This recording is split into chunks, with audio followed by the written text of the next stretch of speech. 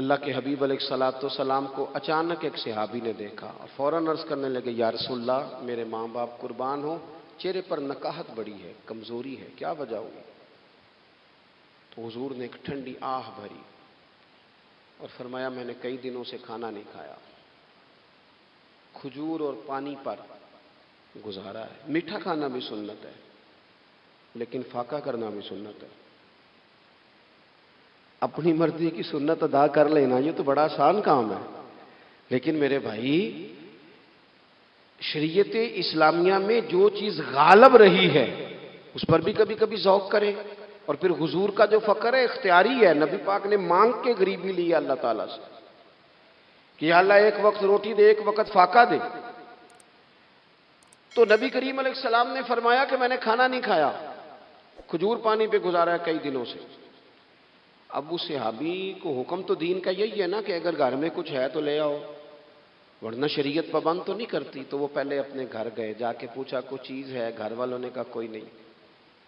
پھر وہ پڑوسیوں کے گھر میں گئے، کوئی کھانے کی چیز ہے؟ کوئی نہیں۔ رشتہ داروں سے، محلے داروں سے پوچھا، کوئی نہیں۔ چپ کر کے نہیں بیٹھے، ایک یہودی کے باغ میں گئے، کہنے لگے یار کوئی مزدوری مل جائے گی؟ وہ سجنا یار منون دی خاطر اساں کی پیش وٹائے، کوئی مزدوری ملے گی؟ اس نے کہا گرمی بڑی سخت ہے، پانی کنویں کا نیچے چلا گیا ہے، ایک ڈول پانی کا اگر نکال سکتے ہو تو ایک کھجور دوں گا۔ فرمانے لگے منظور ہے۔ کہتے میں نے اپنے کندھے سے چادر اتار کے بچھا لی، ایک ڈول پانی کا نکالتا، ایک کھجور ملتی، وہ میں اس کپڑے میں ڈالتا جاتا، چادر میں ڈالتا جاتا۔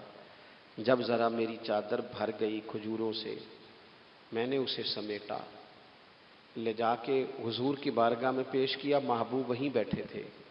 کہتے حضور نے میرا پسینے سے شرابور وجود دیکھا اور میرے چھالوں سے بھرے ہوئے ہاتھ دیکھے اور میری تھکے تھکے وجود کو دیکھا تو کریم نے ایک کھجور اٹھائی اور اٹھا کے منہ میں رکھی۔ حضور فرمانے لگے کس نے تجھے مجبور کیا یہ کام کرنے پہ؟ اس کی مجبوری تو کوئی نہیں نا، کس نے تجھے مجبور کیا؟ تو کہتے ہیں دو آنسو میرے بھی چھلک پڑے۔ میں نے عرض کی حضور ہمیں کوئی مجبور کر سکتا ہے؟ ہمیں آپ کی محبت نہیں مجبور کیا، حضور یہ محبت ہے جس نے مجبور کیا۔ یا رسول اللہ کائنات کی ہر چیز سے بڑھ کر آپ سے پیار ہے۔ یہ غریب آدمی، سادے لوگ ہیں، یہ بہت مہنگے تحائف لانے کی ظاہری پوزیشن میں نہیں ہیں، لیکن دیکھو نا اظہار محبت کے معاملے میں کتنا بڑا دل رکھتے ہیں۔ یا رسول اللہ صلی اللہ تعالی علیہ وسلم آقا محبت نے مجبور کیا، وہاں انعام نہیں ملا، ظاہری طور پر جو انعام ہوتے ہیں وہ نہیں، اس کا نہیں حضور نے اعلان کیا۔ حضور فرمانے لگے سن پھر اگر تو مجھ سے محبت کرتا ہے تو فقر و فاقے کی تیاری کر، مصیبت کے لیے تیاری کر۔ اگر جو مجھ سے محبت کرتا ہے اس کی طرف تو مصیبتیں دوڑ کے آیا کرتی، پھر تو تیاری رکھ، پھر تو سہنا سیکھ، پھر دل بڑا کر، کشادہ کر، پھر دیکھ تجھے آزمائشیں آئیں گی، زخم پہ زخم کھا کے جی، خونے جگر کے گھونٹ پی، آہ نہ کر اب لبوں کو سی، یہ عشق ہے کوئی دل لگی نہیں۔ یہ کوئی ایسی تھوڑی ہے کہ تیری دل لگی تھی اور تو دو باتیں کر سن کے تو چلا گیا، یہ عشق ہے کوئی دل لگی نہیں۔ تو حضور کو جس انداز میں صحابہ نے چاہا، جس طرح انہوں نے نبی پاک سے محبت کی، اپنی ساری توجہات کا مرکز ذات رسالت کو بنایا، حضور کی رضا کو ہر معاملے میں مقدم جانا، ہماری ذمہ داریاں ہیں کہ ہم بھی اپنے محبوب کے لیے اپنے جذبات کو کشادہ کریں، اپنے دل میں وہ ساری باتیں پیدا کریں جس کی بنیاد پر ہمارا بھی ایمانی رشتہ نبی کریم سے مضبوط ہو سکے۔ حضرت ابو بصیر رضی اللہ تعالیٰ عنہ، نبی پاک صلی اللہ علیہ وسلم نے طے کر لیا کفار کے ساتھ، حدیبیہ کی جنگ ہوئی تو فرمایا اگر کوئی مسلمان مکے چلا جائے گا تو کافر کہنے لگے ہم واپس نہیں کریں گے، اور اگر کوئی کلمہ پڑھنے والا ستایا ہوا مسلمان مدینے آئے گا تو مسلمانوں کو واپس کرنا پڑے گا مسلمان اپنا بندہ نہیں رکھ سکتے، اور مسلمانوں کا کوئی شخص غلطی سے بھی مکے چلا گیا تو مکے والے واپس نہیں کریں گے۔ حضرت ابو بصیر رضی اللہ تعالیٰ عنہ صحابی تھے، باپ نے، بھائی نے، محلے والوں نے قید کیا ہوا تھا کلمہ پڑھنے کی وجہ سے، پیروں میں زنجیریں تھیں، بیڑیاں تھیں، کسی طریقے سے جیل توڑ کے دوڑے، مدینے پہنچے۔ کہتے ہیں رستے میں کسی آدمی کے ساتھ گھوڑے پہ کچھ دیر بیٹھا، پھر پیدل چلا۔ صحابہ کہتے ہیں اتنا دردناک منظر بڑا کم ہم نے دیکھا۔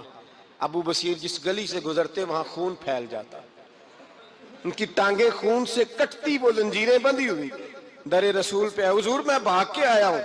کہتے ابھی نبی پاک صلی اللہ علیہ وسلم ان کی بات سن ہی رہے تھے کہ پیچھے سے قریش کے 2 سپاہی بھی آ گئے۔ کہنے لگے یہ بھاگ کے آیا ہے اور آپ کا وعدہ تھا کہ آپ واپس کریں گے۔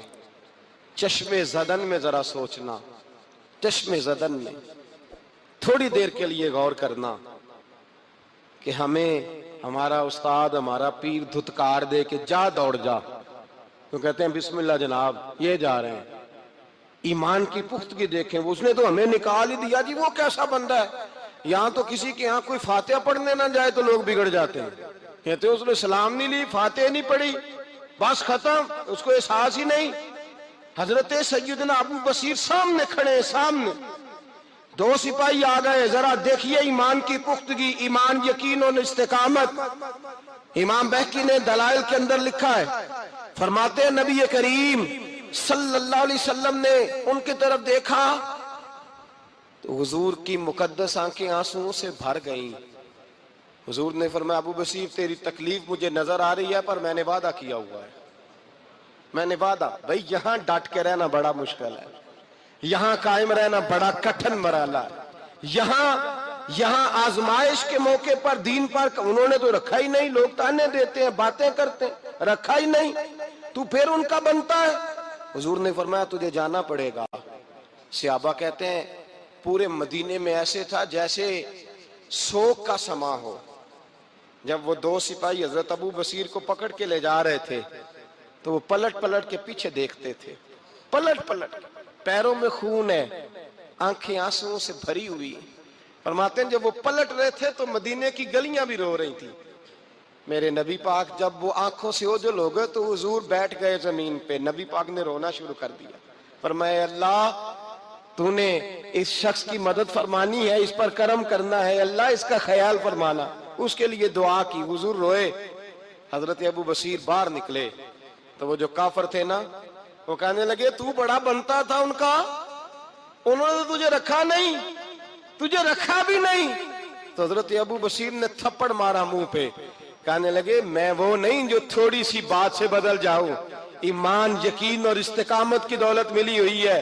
آپ فرمانے لگے میرا تو ایمان اور پختہ ہو گیا ہے کہ میرا نبی اپنے وعدوں کا بڑا پابند ہے، میرا رسول اپنے وعدوں کا بڑا پابند ہے۔ حضرت ابو بصیر کہتے ہیں مدینے کی سرحد گزر گئی تو میں نے کھینچی تلوار ان میں سے ایک سپاہی کی، اب آؤ میرے مقابلے میں جس نے آنا ہے۔ ایک کو مارا، دوسرا بھاگ گیا۔ فرماتے اب میں مکے جا نہیں سکتا تھا، جاؤں گا تو وہ زیادہ ماریں گے، مدینے حضور نے قبول نہ فرمایا۔ فرماتے ایک جنگل میں جا کے العیس نام کی ایک بستی تھی، وہاں ڈیرا لگا لیا، دریا کے کنارے، پانی پی لیتا، پتے کھا لیتا، تن تندور ہڈاں دا بالن تے اسی ہاواں نال تپایا، کپ کپ مکیاں پیڑے کیتے تے اتوں صبر پلیتھن لایا، تن دی ہانڈی تے من دا سالن اتے لون صبر دا پایا۔ غلام فریدا وے میں ساری تیری، غلام فریدا وے میں ساری تیری، تینوں وجہ یقین نہیں آیا۔ فرماتے سالوں پتے کھائے، اب جو بھی وہاں سے تانگ ہوتا وہ میرے پاس آ کے پناہ لیتا، جس کو مکے والے مارتے میرے پاس آ کے کہتے ہیں، تانے دینے والے آ کے کہتے ہو تم کس طرح کے نوکر ہو، تمہیں تو انہوں نے رکھا ہی نہیں۔ ہم نے کہا چپ کر جا، وہ ہمارے آقا ہیں، وہ ہمارے آقا ہیں، رکھیں تب بھی ٹھیک ہے، نہ رکھیں اللہ اکبر۔ ایمان دیکھو، قوت دیکھو، جیڑیاں خسماں دی وچ رضا وسن، بھاگ جاگ جاندے انہاں گولیاں دے تے میں گڈی ہتھ ڈور سجن دے، او جنج رکھے اونج رہنا ہے، واجب نہیں جے وچ شریعت مندہ خسم نو کہنا۔ فرمایا بس ٹھیک ہے، جس طرح حضور راضی ویسے ہی ہم راضی۔ حضرت ابو بصیر رضی اللہ تعالیٰ عنہ کے پاس 300 صحابہ کٹھے ہو گئے، 300۔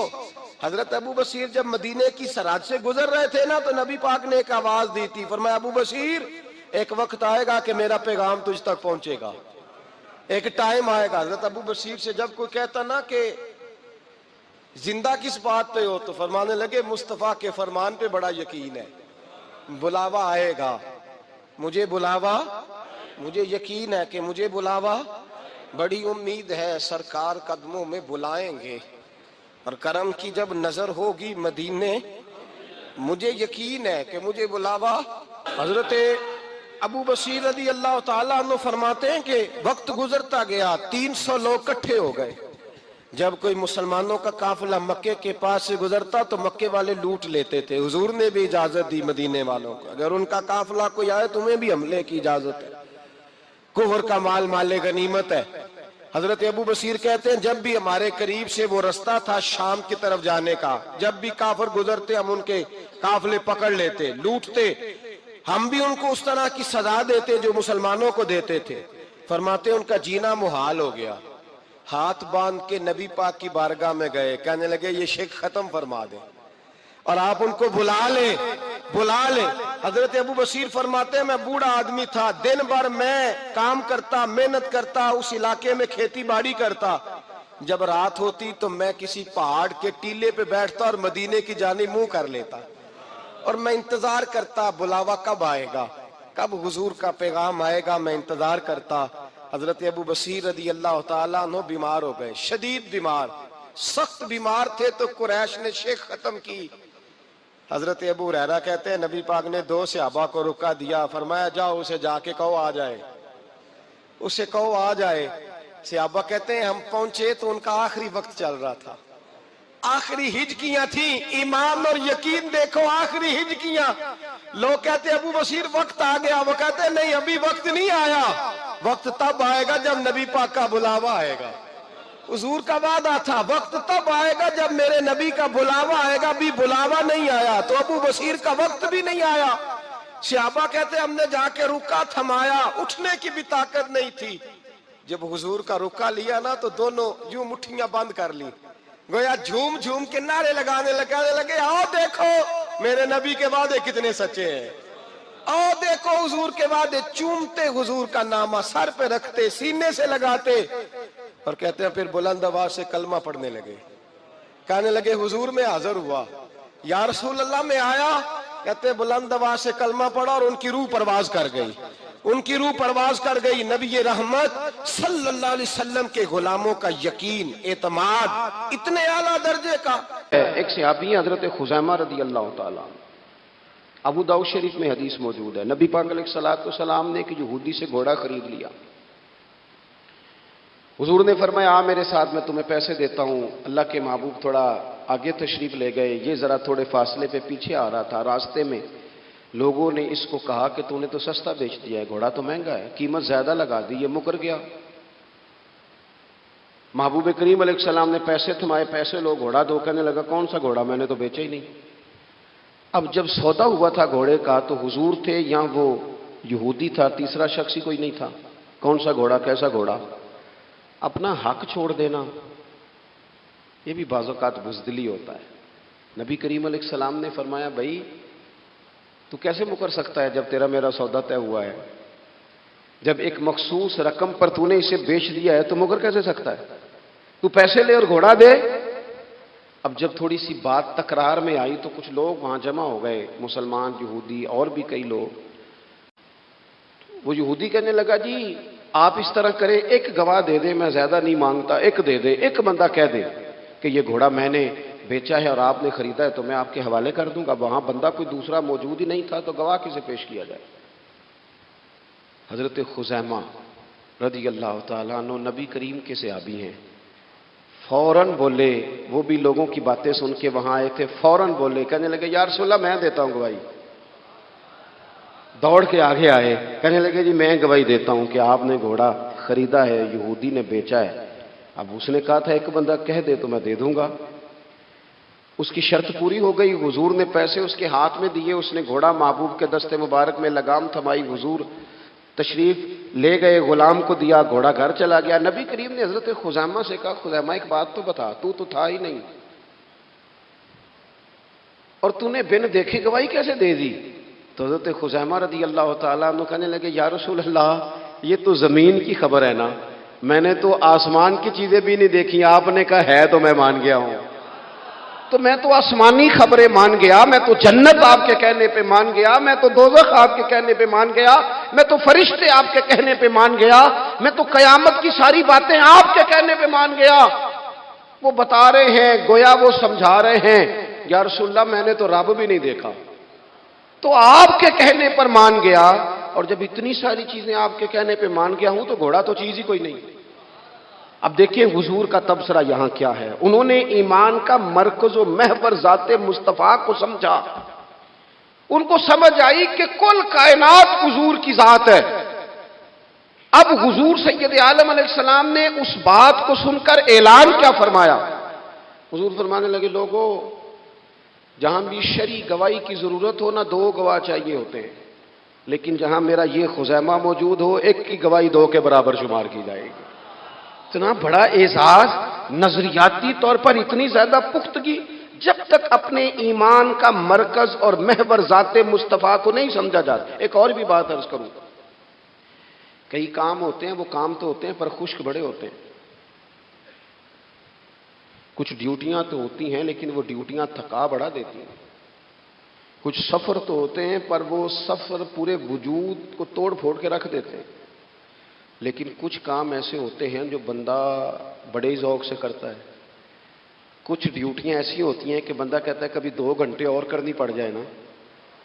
کچھ سفر ایسے ہوتے ہیں کہ جس میں بندے کا دل کرتا ہے یا اللہ یہ سفر کبھی روز ملے نا۔ چلے نہیں سمجھ آتی تو ایک سادی سی کسی شاعر نے بات کی ہے، اس نے کہا ہے کہ دنیا اندیاں سفراں تو بندہ تھک بھی تے جاندا ہے نا، پر سفر مدینے دا ہر وار ہی بڑا سونا۔ کچھ سفر تھکاتے نہیں نا، اکتاہٹ نہیں ہوتی۔ کچھ چیزیں انسان ذوق سے کرتا ہے، اس کی طبیعت۔ اگر نبی پاک علیہ السلام کی ذات کے ساتھ دل کی قلبی وابستگی ہو جائے، دین کا کام تھکاوٹ پیدا نہیں کرتا۔ مسجد کی حاضری بوجھ نہیں بنتی۔ انسان کے لیے کوئی بھی خیر کا کام کرنا مشکل نہیں ہوتا، اس کا وجود ڈھل سا جاتا ہے، اس کی طبیعت اس طرح کی ہو جاتی ہے کہ جیسے سارے نور سے ہو کر آ گئے۔ شرط یہ ہے کہ کامل محبت ہو۔ آج کل ڈھیروں لوگوں کو دعویٰ ہے حضور کی محبت کا، ڈھیروں لوگوں کو، اور بالکل ٹھیک ہے، ہونا بھی چاہیے، لیکن اپنے آپ سے پوچھ لینا چاہیے اچھی طرح سے، ہمیں اچھی طرح سے غور کر لینا چاہیے کہ شہرت زیادہ پیاری ہے کہ حضور؟ یہ ہمیں غور کرنا چاہیے۔ ہمیں غور کر لینا چاہیے کہ دولت زیادہ پیاری ہے کہ نبی پاک علیہ الصلوۃ والسلام کی ذات؟ ہمیں غور کرنا چاہیے کہ برادری اور قبیلے کی رسمیں زیادہ پیاری ہیں یا حضور کے دین کی بات زیادہ پیاری ہے؟ ہمیں پہلے غور کر اپنی ترجیحات کا تعین کرنا چاہیے، اور پھر ہمیں اپنے دل سے یہ بھی پوچھنا چاہیے کہ تیرا فلاں دوست سے ملنے کو تو بار بار دل کرتا ہے، اہل خانہ کو، گھر والوں کو ملنے کو تو تیرا بار بار جی چاہتا ہے، کیا تیرے دل میں کبھی بیٹھے بیٹھے تڑپ اٹھتی ہے؟ بیٹھے بیٹھے، اور کبھی تیری آنکھیں باہر آتی ہیں کہ رب کوئی موقع بنا دے اور میں جا کے حضور کا شہر مبارک بھی دیکھا ہوں؟ اچانک دل کرتا ہے نا کسی شخص سے بات کرنے کو، تو کیا بالکل بیٹھے بیٹھے کبھی اچانک نعت سننے کو بھی دل کرتا ہے کہ نہیں؟ کبھی اچانک حضور کی سیرت کی طرف بھی توجہ بیٹھے بیٹھے چلی جاتی ہے کہ نہیں؟ دیکھیں، کوئی بندہ بھی انکار نہیں کرے گا جب کسی سے کہا جائے گا کہ مجھے حضور علیہ السلام سے بڑی محبت ہے، لیکن آپ کو کس سے محبت ہے، آپ کس سے پیار کرتے ہیں، یہ صرف آپ کو ہی پتا ہوتا ہے۔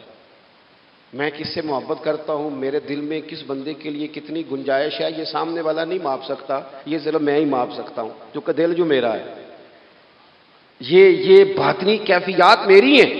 ہم روز نعرے لگائیں، روز زور شور سے نعرے لگائیں، لوگ سن کے کہیں کہ بڑا پیار کرتا ہے یہ حضور سے، لیکن یہ ہمیں پتا ہے ہماری قلبی واردات کیا ہے، ہمیں خبر ہے۔ دیکھیں نا، صحابہ سچے لوگ تھے۔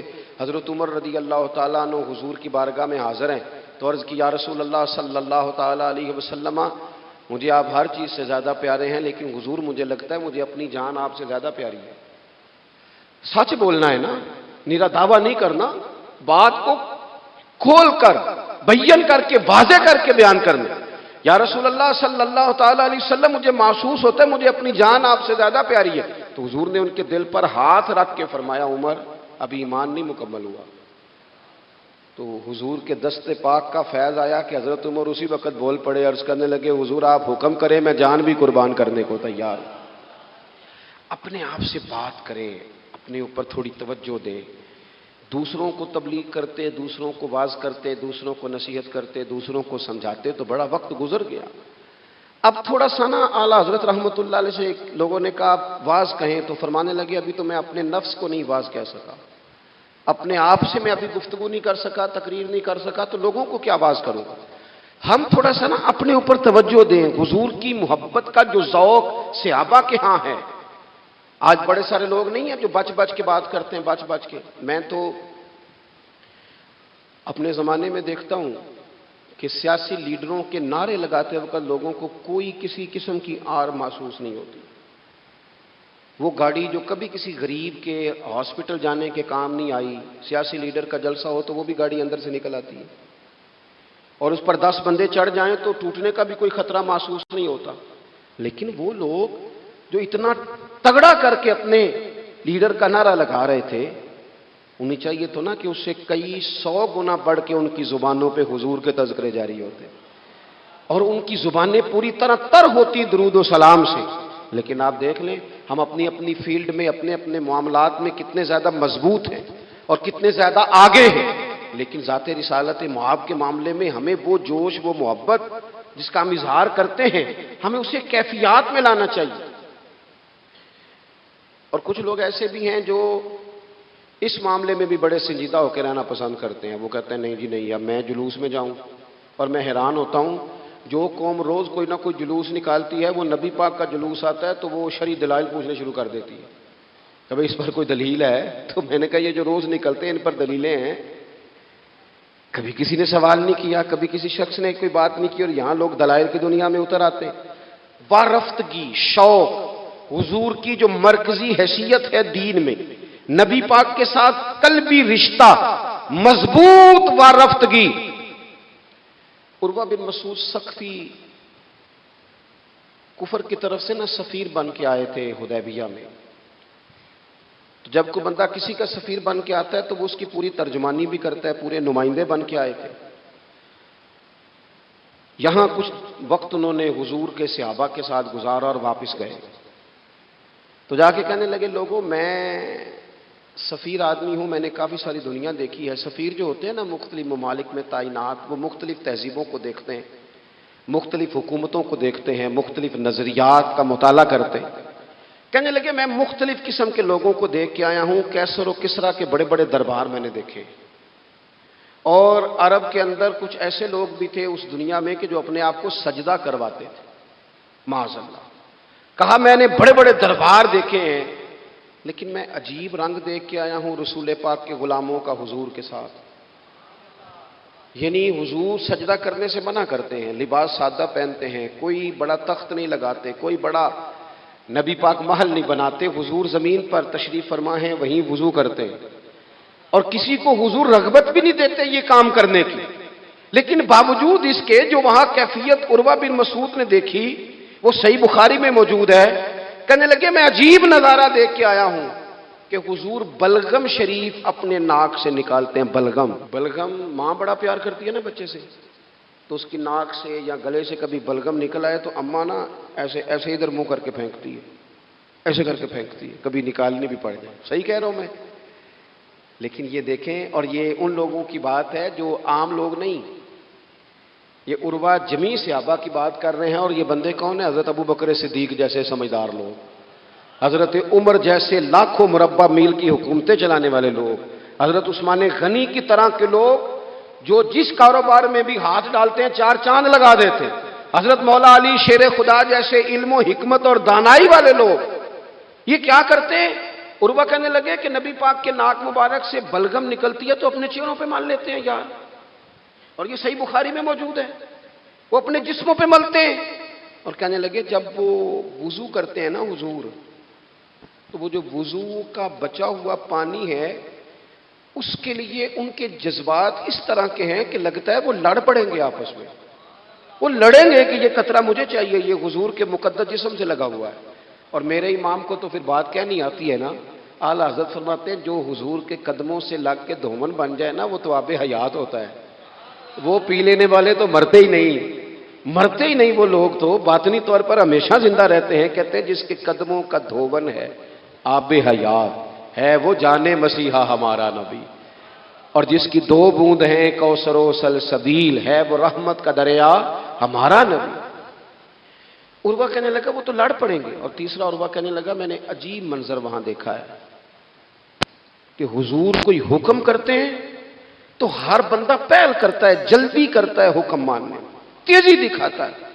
اور تیسرا میں نے یہ دیکھا ہے جب حضور گفتگو کرتے ہیں تو ان پر اس طرح کا روب طاری ہوتا ہے کہ وہ تو نظر بھر کے حضور کا چہرہ بھی نہیں دیکھتے۔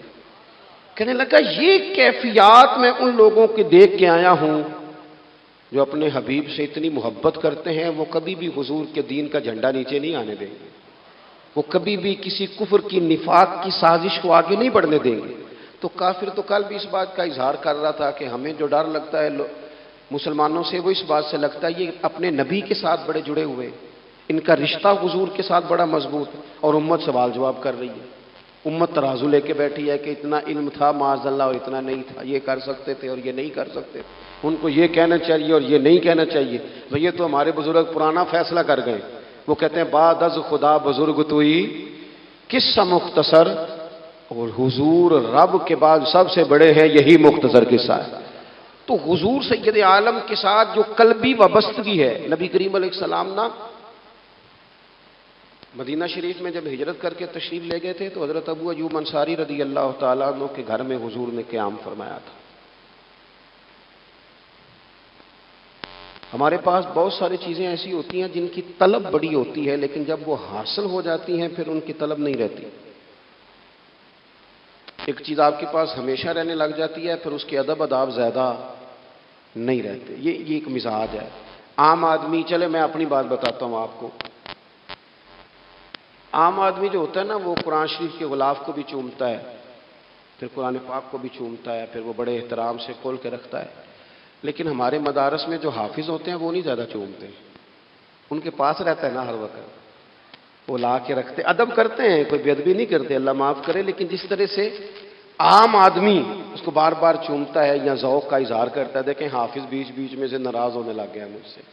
آپ ناراض نہ ہوں، لیکن چلو بات کر تو لینے دو نا، جو ٹھیک ہے وہ کر تو لینے دو۔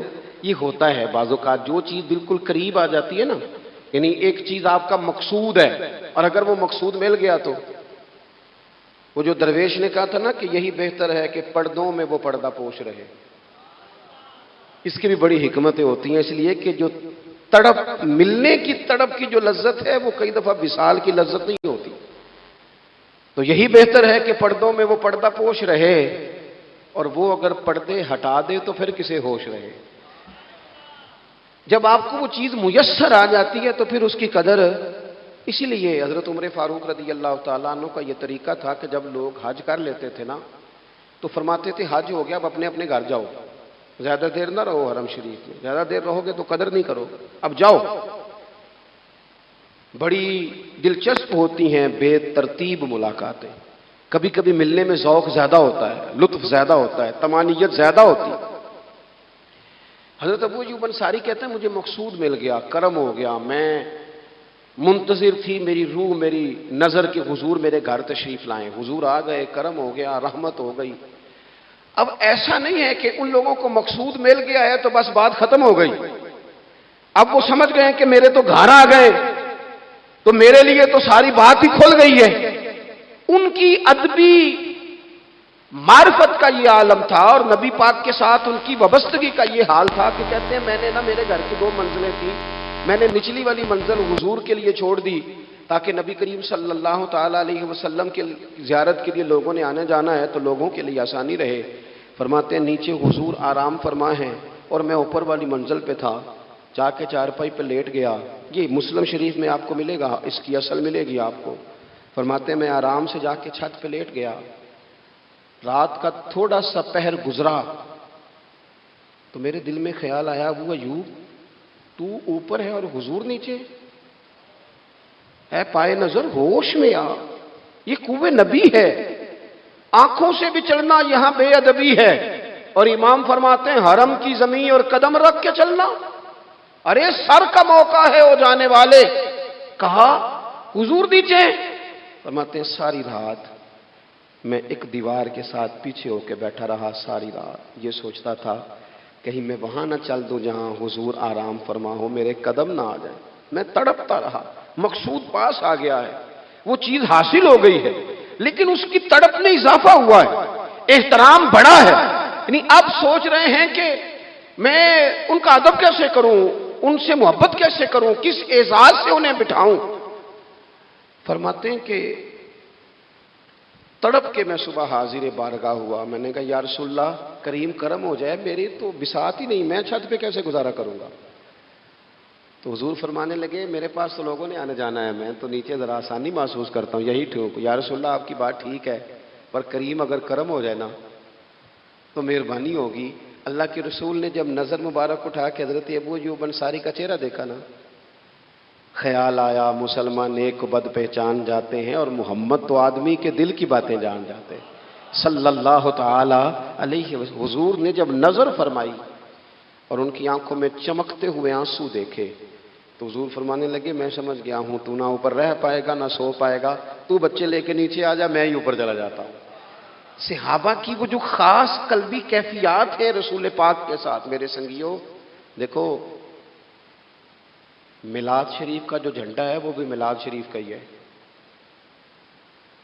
وہ میلاد کا جھنڈا. ایسا نہ ہو کہ میلاد کا جھنڈا کسی گلی میں پڑا ہوا نظر آئے, میلاد پہ چھپنے والا اشتہار پوسٹر کسی جگہ گرا ہوا نظر آئے.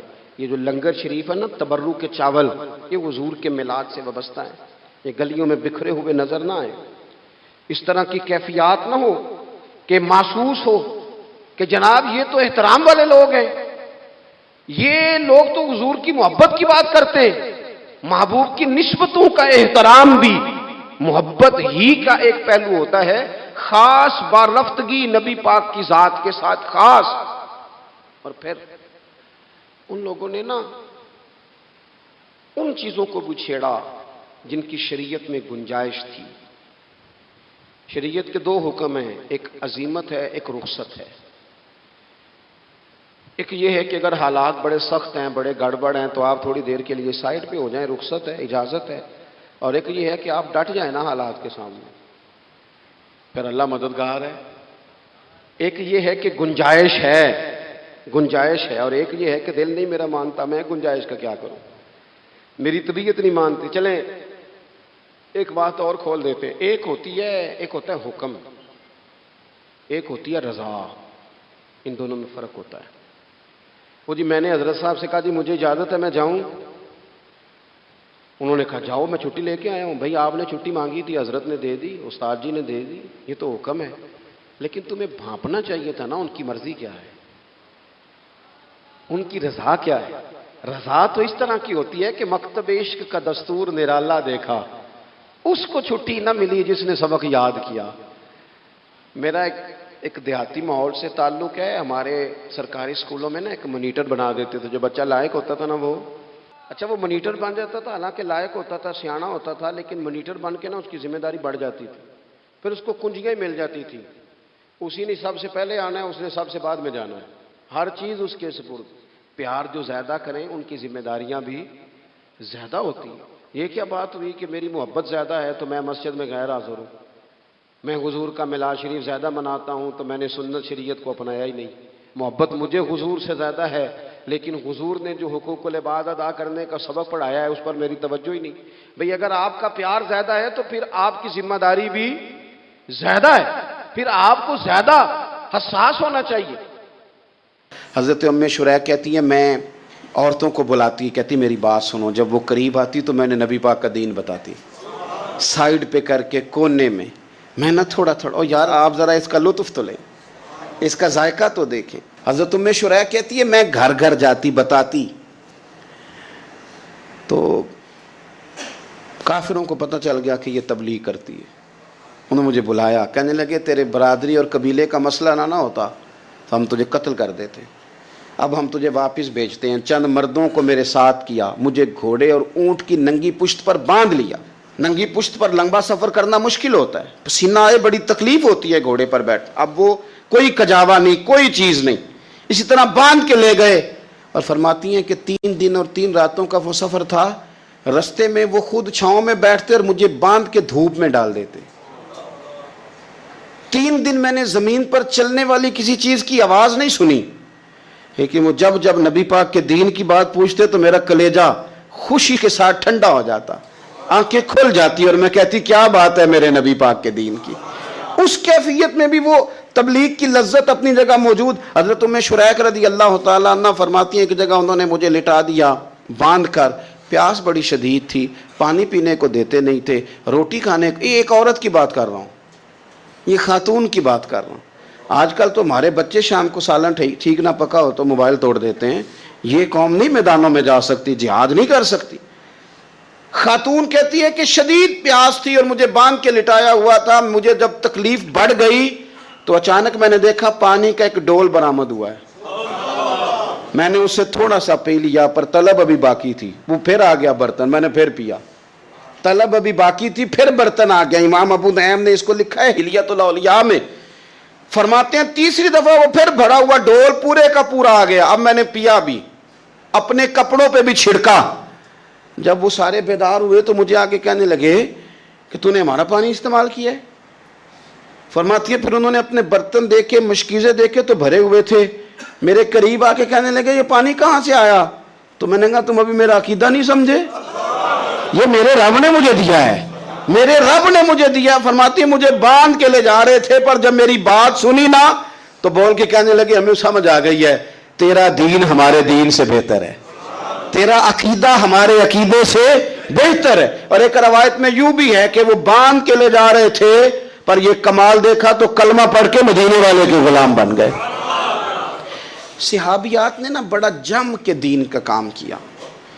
عقیدہ, پھر تبلیغ, پھر میدان جہاد.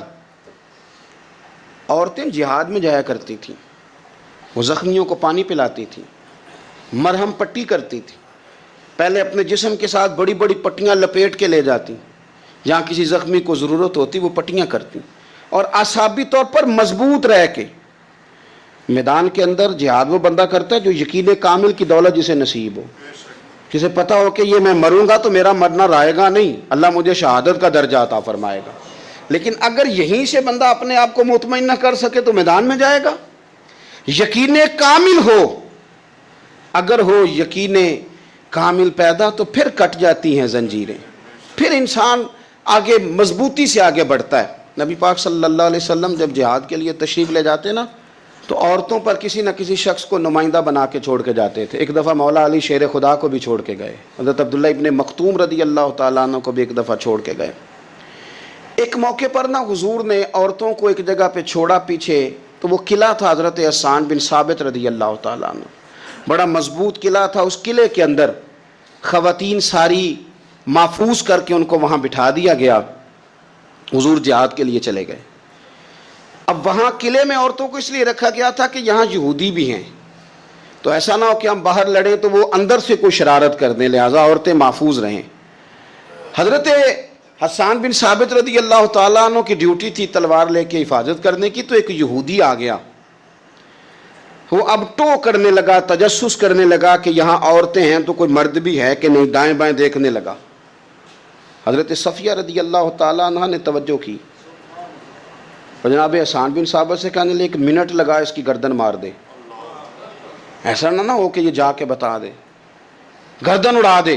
حضرت حسان بن ثابت ذرا تھوڑی کوشش کرنے لگے, ارادہ کرنے لگے, آگے بڑھنے لگے, تو ابھی وہ تیاری میں ہی تھے تو حضرت صفیہ رضی اللہ تعالیٰ عنہ خود نکلی پیچھے سے ہو کے, ذرا سا ایک ستون کے پیچھے چھپی, ہاتھ میں بڑا سا ڈنڈا پکڑا.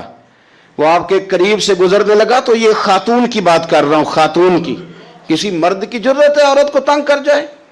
شرط یہ ہے کہ عورت کے اندر بھی تو غیرت ایمانی ہو نا, اس کے اندر بھی تو وہ قوت ہو نا. ایسا نہ ہو کہ وہ کمزور پڑ جائے. ہاتھ کے اندر ڈنڈا تھا. جب وہ یہودی پاس سے گزرنے لگا تو اللہ اکبر کہہ کے بی بی نے اتنے زور سے مارا ڈنڈا, حضور کی پپھو نے ایک ہی ڈنڈا کھایا اور وہ زمین پہ ڈھیر ہو گیا.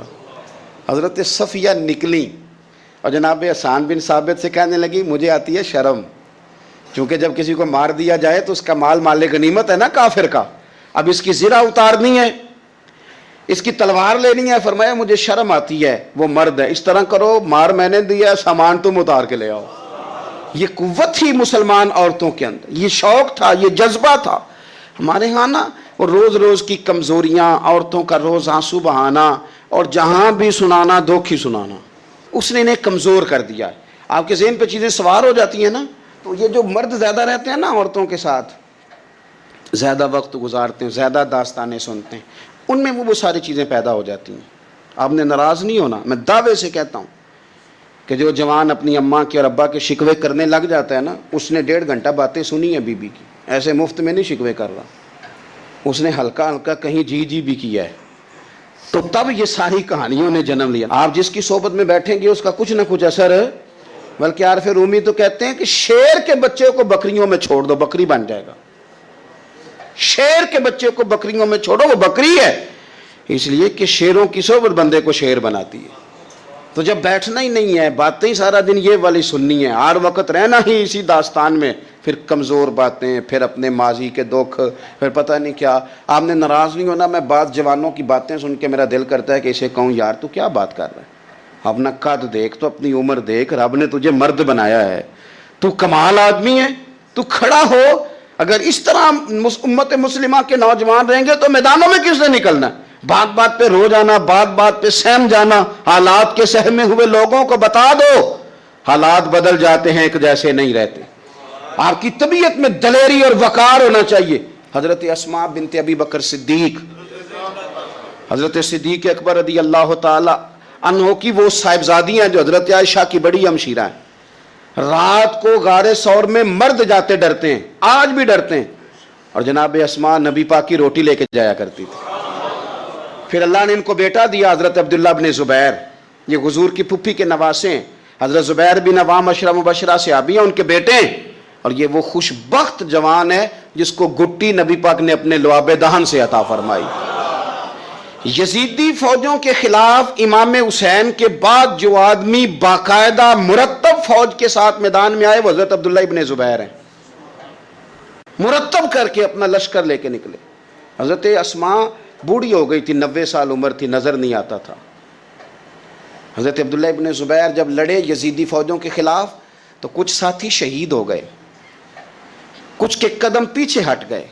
حضرت عبداللہ ابن زبیر ماں کے پاس آئے اور ماں سے آ کے کہتے ہیں اماں میرے کچھ ساتھی کمزور پڑ گئے، کچھ شہید ہو گئے، اور یہ بڑے سخت لوگوں کی فوج سے ہمارا مقابلہ ہے، تو اس وقت تیرے ساتھ کوئی خدمت گزار نہیں، میں تیرا اکیلا سہارا ہوں، ماں تو بتا میں کیا کروں، آگے جاؤں کہ واپس مڑوں؟ نابینا ہیں حضرت اسماء، عمر ہے 90 سال، بیٹے کی پشت پہ ہاتھ رکھ کے کہتی ہیں پتر پہلے یہ بتا کہ تو حق پہ ہے کہ نہیں، تو حق پہ ہے کہ نہیں؟ ان ماں کی گود میں اسلام پلا کرتا تھا، حق پہ ہے کہ نہیں؟ تو حضرت عبداللہ ابن زبیر کہنے لگے اماں میں حق میں ہوں۔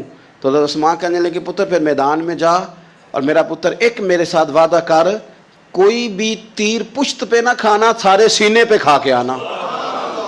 حضرت عبداللہ ابن زبیر عرض کرنے لگے اماں یہ بڑے ظالم قسم کے دشمن ہے، یہ آنکھیں نکال دیتے ہیں، ہونٹ کاٹ دیتے ہیں، جسم کے ٹکڑے ٹکڑے کرتے، تو سہ لے گی؟ کیا جواب ہے، کیا طاقت ہے، کیا ہمت ہے۔ حضرت اسماء فرمانے لگی پتر بکرے کو نہ صرف ذبح ہوتے وقت تکلیف ہوتی ہے، کھال اترتے وقت کوئی تکلیف نہیں ہوتی، جا میرا بیٹا میدان میں۔ حضرت عبداللہ ابن زبیر شہید کر دیے گئے، ان کی لاش مبارک مکہ مکرمہ کے چوک میں جنت المعلیٰ کے پاس لٹکا دی گئی۔ حجاج بن یوسف نے حضرت اسماء کو بلایا اور بلا کے کہنے لگا تجھے پتہ ہے تیرا بیٹا لٹکا ہوا ہے؟ فرمانے لگی ہاں مجھے پتہ ہے، یہ بچپن سے ہی شاہ سوار ہے، یہ گھوڑوں پہ رہنا ہی پسند کرتا تھا۔ اور پھر کیا جملہ کہا، حجاج کے لوگ کہتے ہیں یہ فوجوں میں اور تلواروں کی جھنکار میں کبھی نہیں کانپا تھا، پر حضرت اسماء جو نابینا ہیں ان کے جملوں نے نرزہ طاری کر دیا۔ فرمانے لگی حجاج میرا پتر لٹک گیا ہے، کہیں تیرے آگے جھکا تو نہیں نا؟ لٹک ہی گیا ہے، جھکا تو نہیں میرا پتر؟ 14 دن تک لٹکے رہے، لاش مبارک لٹکی رہی، لیکن حضور کا لعاب دہن تھا نا، لوگ کہتے ہیں قریب سے گزرتے تھے تو دور دور تک خوشبوئیں پھیلی ہوئی، دور دور تک۔ مائیں ایک صحابیہ ہے، نام ہے ام عمارہ، جنگ احد میں زخمیوں کو پانی پلاتی، اپنے 2 بیٹے اپنا شوہر لے کے احد میں آئیں، زخمیوں کو پانی پلاتی ہیں، مرہم پٹی کرتی ہیں۔ اچانک جنگ کا پانسا پلٹ گیا، وہ درے پہ جو لوگ حضور نے مقرر کیے تھے وہ غلط فہمی کی وجہ سے درہ چھوڑ گئے، حالات اور ہو گئے، عجیب سا ماحول ہو گیا۔ پھر یہ بھی افواہ پھیلا دی گئی کہ معاذ اللہ حضور شہید کر دیے گئے، لوگوں کے حوصلے بڑے اور رنگ اختیار کرنے لگے، حضور کے گرد تھوڑے سے لوگ رہ گئے۔ او میرے بھائیوں، او ملت کی بیٹیوں بہنوں، یہ ہے تمہارا انداز دین کی خدمت میں، یہ خواتین کا انداز ہوتا ہے۔ حضرت ام عمارہ پہلے زخمیوں کی مرہم پٹی کرتی تھی، اب سارا کچھ پھینک دیا، تلوار لی اور جا کے نا حضور کے گرد کھڑی ہو گئی، کہنے لگی آئے نا کون آتا ہے میرے کریم کے پاس، آ کے دکھائے نا کوئی، اساں کیتی ہے جان حوالے رب دے، ایسا عشق کمایا ہے اسی مرن تو اگے ہی مر گیا باہو، اساں تا مطلب نو پایا ہے، آ کے کھڑی ہو گئی۔ حضور فرماتے ہیں میں دائیں دیکھتا تھا تو ام عمارہ ہوتی تھی، میں بائیں دیکھتا تھا تو ام عمارہ ہوتی تھی، آگے دیکھتا تھا تو ام عمارہ، پیچھے ام عمارہ۔ حضور فرمانے لگے تو بہت سارے لوگوں سے سبقت لے گئی ہے، تو بڑے سارے لوگوں سے آگے نکل گئی ہے، ان کو زخم لگ رہے ہیں، تیر آ رہے ہیں، پر خاتون ہو کے ڈٹی ہوئی ہیں، رسول اللہ صلی اللہ علیہ وسلم کے سامنے کھڑی، حضور پر آنے والے تیر اپنے وجود پہ لیتی ہیں۔ او میرے عزیز، رسول پاک علیہ السلام نے فرمایا تجھے رب نے بڑا حوصلہ دیا ہے، اتنا گہرا زخم بازو میں آیا کہ غار بن گئی، غار۔ اللہ کے پیارے محبوب نے نظر کرم فرمائی، حضور نے فرمایا کچھ مانگ لے، کہنے لگی سونیا اگر میری خدمت قبول ہے تو دعا کر دیں اللہ قیامت کے دن بھی آپ سے دور نہ کرے، رب دور نہ کرے۔ حضور نے دعا کر دی، اے اللہ اس کو اور اس کے خاندان کو قیامت میں بھی میری رفاقت دینا۔ حضور کی دعا سنی تو باہر نکلی، فرمانے لگی لوگوں لو پھر میں نے اپنا مقصد پا لیا ہے، میں کامیاب ہو گئی ہوں، اب دنیا کی کوئی مصیبت بھی میرے اوپر آئے تو مجھے کوئی پرواہ نہیں، اس لیے کہ مدینے والے نے یہاں بھی کرم فرما دیا ہے وہاں بھی کرم فرما دیا ہے۔ یہ طاقتیں تھیں ان خواتین کے۔ ایک تابعی بزرگ تھے حضرت ابو عبد الرحمن فروغ، صاحب تاریخ بغداد نے لکھا ہے وہ جہاد پہ چلے گئے، 30,000 دینار اپنی بیوی کو جاتے دفعہ دے گئے، کہنے لگے لو پاس رکھ لو، اور بیٹا بھی ماں کی گود میں ہی تھا، کچھ نے لکھا پیدا ہو چکے تھے، کچھ کا کہنا ہے کہ ان کے جانے کے 1-2 ماہ بعد بیٹے کی ولادت ہوئی، اور بیٹے کا نام کیا ہے ربیعہ بن ابو عبد الرحمن، اور یہ بیٹے وہ ہیں جو حضرت امام مالک جیسے لوگوں کے استاد ہیں، حضرت حسن بصری جیسے لوگوں نے ان سے پڑھا، خود جہاد پہ چلے گئے۔ آج تو فوجیوں کی نوکری ہے نا جی، ان کا یہ نظام ہے کہ وہ جاتے ہیں انہیں تنخواہ ملتی ہے، چھٹی پہ آتے ہیں، اس زمانے میں یہ تھا کہ مال غنیمت سے حصہ ملتا تھا، اور فتوحات کا یہ طریقہ تھا کہ یہ علاقہ فتح ہوا تو آگے چلے گئے، وہ فتح ہوا تو آگے چلے گئے، وہ فتح ہوا تو آگے چلے گئے، کسی نے لوٹنا ہے تو پابندی نہیں تھی، لوٹ سکتا ہے، کچھ لوگ جہاد میں ہی رہتے تھے۔ حضرت ابو عبد الرحمن فروغ 27 سال جہاد میں رہے، 27 سال۔ یہاں تو خاوند باہر ہو تو بہت ساری عورتیں کہہ دیتی ہیں کہ تیرے ابے نے تو صرف پیسے کمائے، مصیبتیں تو ساری میں نے دیکھی ہیں، معاذ اللہ، بعض جگہ سب نہیں لیکن بعض جگہ کہہ دیتی ہیں کہ وقت تے سارے میں کیتے۔ 27 سال شوہر چلا گیا واپس ہی نہیں آیا، 30,000 دینار دے کے چلے گئے، 27 سال کے بعد خیال آیا گھر کا، اب بیٹا محدث بن گیا، عالم بن گیا، اور کمال یہ کہ رہتے کہاں تھے؟ حضور کے مدینے میں، مدینہ النبی میں، مدینہ منورہ میں صلی اللہ تعالی علیہ وسلم۔ اور ان کے صاحبزادے حضرت ربیعہ یہ مسجد نبی میں حضور کی مسجد میں بیٹھ کے نبی پاک کی حدیث پڑھایا کرتے۔ آئے گھر، دروازے پہ دستک دی، صاحبزادے نے دروازہ کھولا، نہ باپ بیٹے کو پہچانتا ہے نہ بیٹا باپ کو، جناب ابو عبد الرحمن اندر داخل ہونے لگے تو صاحبزادے نے کہا بوڑھے میاں میرے گھر میں بغیر اجازت کے کیوں داخل ہو رہے ہیں؟ تو وہ کہنے لگے تو بتا تو نے میرے گھر پہ قبضہ کیوں کر رکھا ہے؟ اب جب بات زیادہ بڑھ گئی تو دونوں جانب سے لوگ جمع ہو گئے، شور اٹھا تو اندر سے والدہ نے سنا، پردہ سرکا کے دیکھا کہ میرے شوہر آ گئے 27 سال کے بعد، 27 سال کے بعد۔ تو آپ اپنے صاحبزادے سے کہنے لگی بیٹا ان کو اندر آنے جو تمہارے والد ہیں۔ بڑا روئے باپ بیٹا، بڑا روئے۔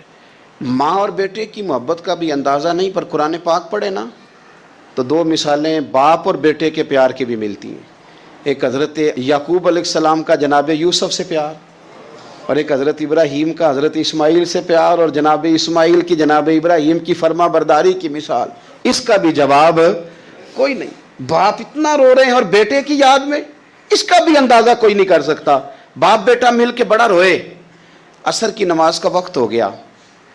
حضرت ربیعہ جو محدث ہیں وہ وضو کر کے مسجد شریف چلے گئے۔ یہ ابھی چونکہ سفر سے آئے تھے، انہوں نے کھانا وانا کھایا، تھوڑی دیر بیت گئی تو یہ نہیں پوچھا پیچھے حال کیا رہا۔ پوچھتے ہیں اپنی بیوی سے میرے 30,000 دینار کہاں ہیں؟ تو اہلیہ کہنے لگی مسجد جائیں نا، حضور کی مسجد میں عصر پڑھ کے آئیں، پھر میں بتاتی ہوں پیسے کہاں ہیں۔ حضرت ربیعہ نے امامہ باندھا، جبہ پہنا، حضور کی مسجد میں بیٹھے اور حدیث پاک کا درس دے رہے ہیں۔ سامنے حضرت حسن بصری جیسے، امام مالک جیسے لوگ بیٹھے ہیں۔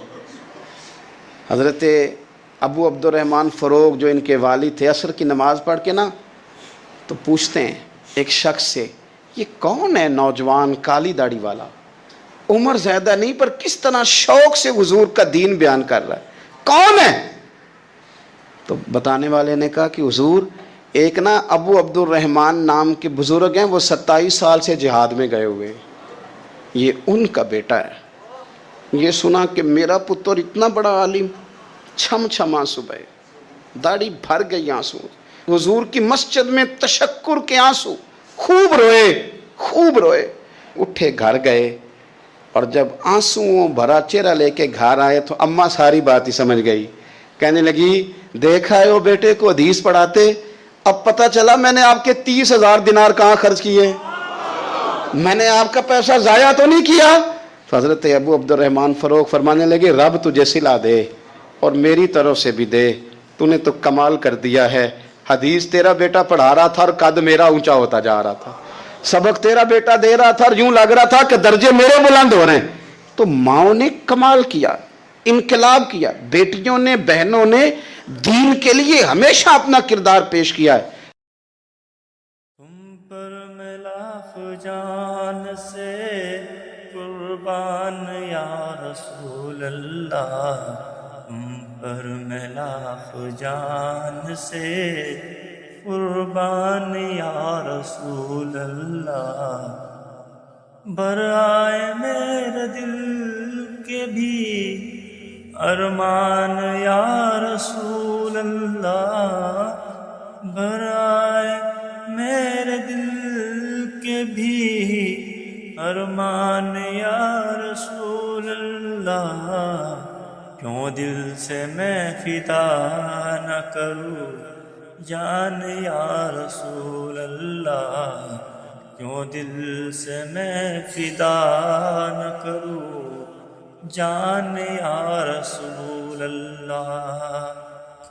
رہتے ہیں اس میں آپ کے ارمان یا رسول اللہ، رہتے ہیں اس میں آپ کے ارمان یا رسول اللہ، ہنستا ہوں روئے پاک کا نکلوں جو قبر سے، جاری میری زبان پہ ہو قرآن یا رسول اللہ، دنیا سے اور کچھ نہیں مطلوب ہے مجھے، لے جاؤں اپنے ساتھ میں ایمان یا رسول اللہ، لے جاؤں اپنے ساتھ میں ایمان یا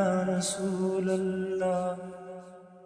اس شوق میں کہ آپ کے دامن سے جا ملے، اس شوق میں کہ آپ کے دامن سے جا ملے، میں چاک کر رہا ہوں گرباں یا رسول اللہ، کافی ہے یہ وسیلہ شفاعت کے واسطے،